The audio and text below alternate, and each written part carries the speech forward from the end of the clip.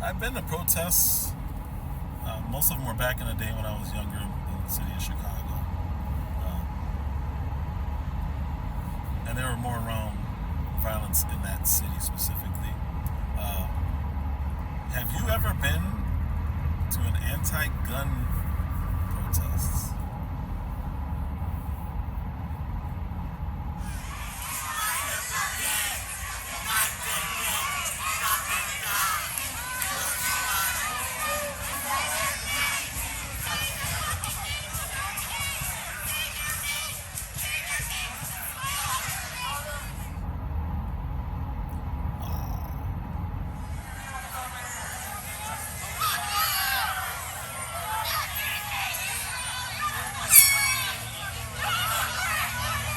People seem really pleasant.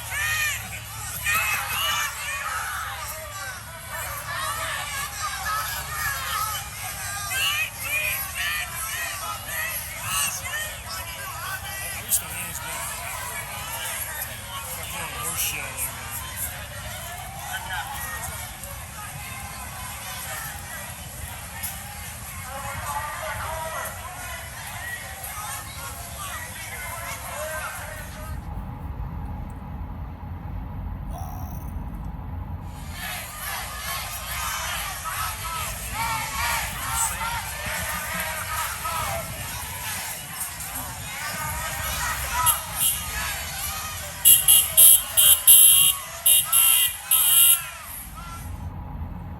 There is a visceral reaction to people who are simply attending a convention. I just left the NRA convention in Houston.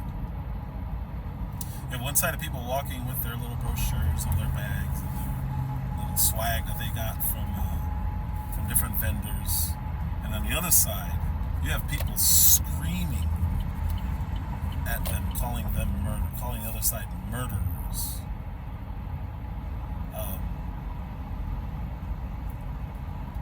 So I think there's a lot of genuine people on the gun control side.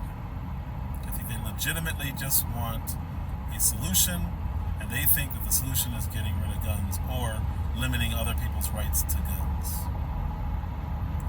And I get that. I don't agree with it, but I get that. But I think there's way more people who just want to scream at the top of their lungs. There's a woman out there screaming nonstop, shame, shame, like straight out of Game of Thrones. Like there's an irony because it's an anti-violent, a lot of people had signs, how many kids are you going to kill today? How many babies are you going to allow to be shot? It's interesting because those are the same people who would be on the pro-choice side. Nah, forget it. Let's stay off of that one.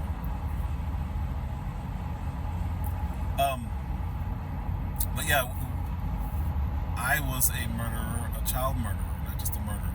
I was a killer of kids and babies as I walked back to my car. And I'm not a small guy, so I think that helped me avoid any real issues. People just looking at me like, what side are you on, man? When I clearly had a bag from the convention. But either way, I think there's legitimate ways to handle disagreement. I think it was really cool seeing people out there, practicing their right to assemble and their freedom of speech. But I think when you start imposing on other people, that's a problem. Because yes, you have freedom of speech, but you can only get so close before you're now invading and you're imposing your speech onto me through physical threat or the potential for physical threat, which I'm good with. Like I said, they didn't get too close. They got close enough that's like, what is wrong with you? Again, there's people who think like legitimately the way to do this is to get rid of all guns or to limit my right to own guns, even though I've never committed a crime and I've never shown any propensity to commit a crime. And I'm a lawful gun owner, and I've gone through my entire licensing process. It's interesting how I'm the bad guy. And the signs that they're holding up, it's all vulgar, which is fine. Again, free speech, that's good. But who do you think you're conveying your message to when you're screaming at somebody, calling them a murderer for disagreeing with you? How effective is that really going to be? And you can do it. Keep your distance, but you can do anything you want. I'm more about solutions, and I don't think that that's a solution. I don't think it's realistic to tell hundreds of millions of American citizens that they have to turn over their hundreds of millions of weapons, and they have to enter a database so that the government can track you and question your mental stability. I don't understand how that coincides with HIPAA laws. I don't see how that would work with my right to my privacy. It doesn't make sense to me. It's borderline crazy to even suggest, because you're not considering the implications of that. I do, however, think that there's some real estate to be explored on the front, where a family member can reach out and show concern. And much like we do with DCFS, family services, children family services, somebody comes out and just talks to you. And they can make an evaluation. They can say, hey, somebody is concerned about you. Now, I don't think a neighbor can do that, should be able to do that. So I think there should be a lot of thought put into how this would be implemented. But I think this is probably going to be the best approach and the only approach. While it still invades a little autonomy, at least it gives somebody a chance to redeem. It stays private, and they have a right to a second opinion. This isn't a government agency coming in to say you lose your rights to do anything, or we're gonna grab you and drag you off to a padded house or to a padded room somewhere in an asylum. But I do think that there are legitimate people out there who do need to be forced into treatment. Now how you get there, that's for medical professionals to figure out. And I'm not too confident in medical professionals after the last 2 years, what we've just gone through. So I don't know how you get there, but I think that's going to be the safest, least invasive approach. And the reason I believe that is because, again, you're not putting me in a database and and making public record my private mental evaluations of any kind. You're just not. Nobody's keeping it. Nobody's tracking it. Definitely not putting it in a database to say you lose your Second Amendment right. No. I don't think people look at it that way. I think they just think, oh, it's easy. Let's just screen them, and then we can decide who does or does not deserve a God-given right to protect myself and protect my family. Now, the physical part, the gun part, is a constitutionally given right, and it just is what it is. You're not changing that. You can't change that. The language is too concrete. It's too clear. Our society was built on it, literally. We separated from tyranny with guns. That's how we got here. That's how we got to the place where people can sit across the street and scream at me. And then when I walk back to my car, we got to the place where those people can just scream at me and hold signs, within 3-4 feet. They can do that because of guns.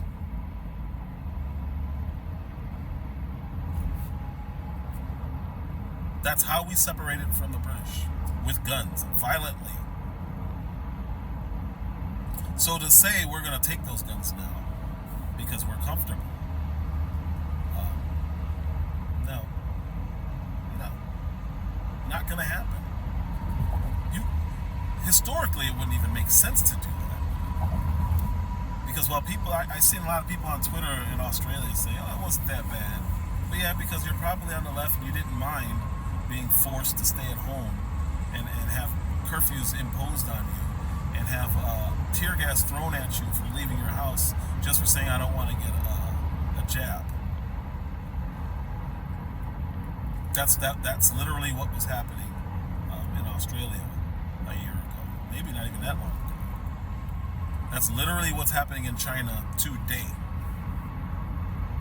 So when the citizenry has no power to push back against the government other than talking, the government, depending on the leader, can do absolutely anything they want. And there's no recourse. Now, the people who say, oh, what are you going to do? Fight the government with your guns? I don't want to. But it definitely causes hesitancy. A mayor of a town, a governor of a state, the president of the United States is a lot less likely to say, hey, police, go in there and grab this person and their weapons, even though they didn't do anything. First, you're going to have a lot of police say, well, wait a minute, whoa. I'm here to protect and serve. You're going to have military say, well, wait a minute, I'm here to protect and serve against enemies, foreign and domestic. I'm not going to do that. On top of that, there's people in there who may be ready to protect themselves. I'm not risking my life because this tyrant or this guy, for whatever reason, tells me I need to go kill my own citizens like that. You're gonna. It's similar to screaming at each other, men getting to an argument and it getting really loud. There should always be an underlying threat of violence that checks that stuff, which is also one of the answers to this gun control debate. If there were armed police in that school, A, the person is less likely to go to that school, especially if he posts it everywhere. B, they're not going to be able to do as much damage as he did and kill as much people as he did. But now it's looking like the police were outside and didn't want to go inside. That's a whole different story. But what it does is it reinforces me in saying that I'm not waiting for the police. Because there was hundreds of kids in that school waiting for police for 40 minutes. And the police didn't go. They just barricaded outside. They didn't go in. You had people from the outside who went in. That's what you want me to wait on now? And then you're going to say, hey, by the way, I want your gun. Call the police if there's an issue. The police allegedly, seemingly, waited outside for 40 minutes while a guy was inside shooting up kids, shooting up babies, little bitty kids. I think they said it was down to like 3rd grade. So if they won't protect kids, why would they come to my house and protect me? I need to be calling the police while I'm defending my family. Not after they're all shot up and you just come scoop up the bodies. That's not being protected. That's being responded to, reacted to. I'm good. You wait. You wait. So I think there's a discussion to be had to figure out a way that a counselor of whatever kind, and then if they do deem that there's something else going on, they can then, I don't know, set something up with a medical doctor. There should be steps that need to be taken. But what it does, again, is it allows some people to be sussed out, and I think that's necessary. But there's going to be some issues with freedoms. You're innocent until proven guilty.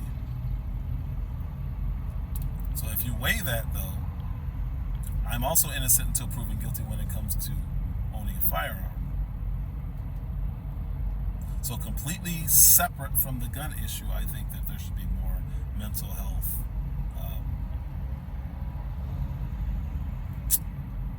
I don't even know what to call it. I want to call it screening, but That's not what it is. Just check-ins with people, especially if a family member calls and shows concern. Look, I worked in retail. I've been working in retail over 20 years. If somebody has a concern that I'm breaking an Osha law, they have the right to call Osha, and Osha will come in and just look, and they'll determine. Does Osha go too far sometimes? Maybe, I don't know. There's weights and measures to come in. That's there to protect the consumer. So weights and measures will come in and they'll check to make sure the quantities on the bottles are correct and what it says on the packaging is what the customer is getting. They're consumer rights that people have. A lot of people don't even know about. Like if it says I'm selling, 40 fluid ounces of Hawaiian Punch and there's only 30 in there, that's a problem. They go after the manufacturer of whatever that drink is, whether it be Hawaiian, whatever the issue is, whatever the drink is. They correct it. They're there to protect people.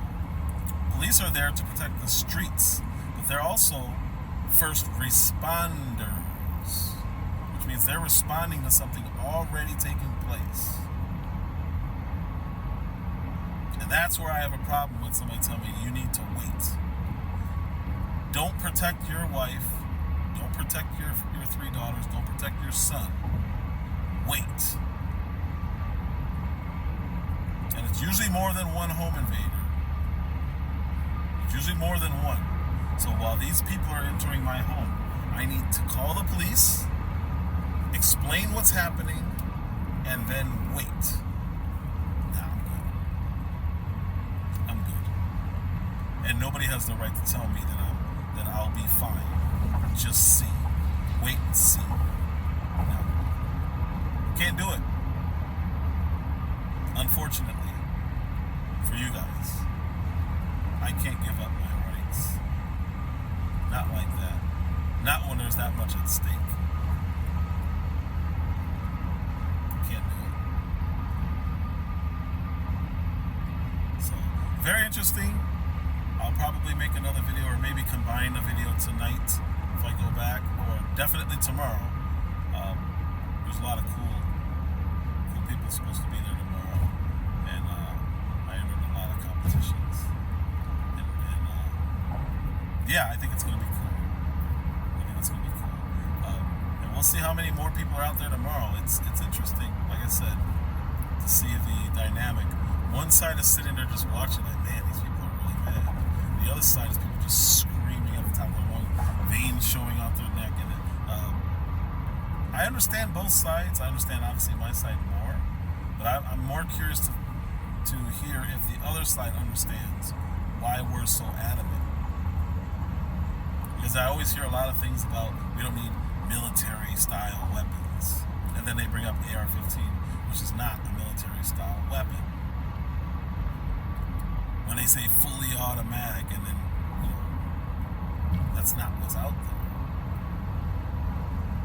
When they say AR-15s and assault rifles are killing, they can kill more, but then handguns definitely take more lives every year. Not handguns, the people wielding them. So, yeah, we'll see if I have anything else later on, but I will definitely tomorrow, and I'll probably combine the videos, because I'm really curious to see how it is tomorrow. It's going to be even more crazy, but I still have about half of an exhibit to go through, because that place is huge. It's awesome. I encourage you to go if you're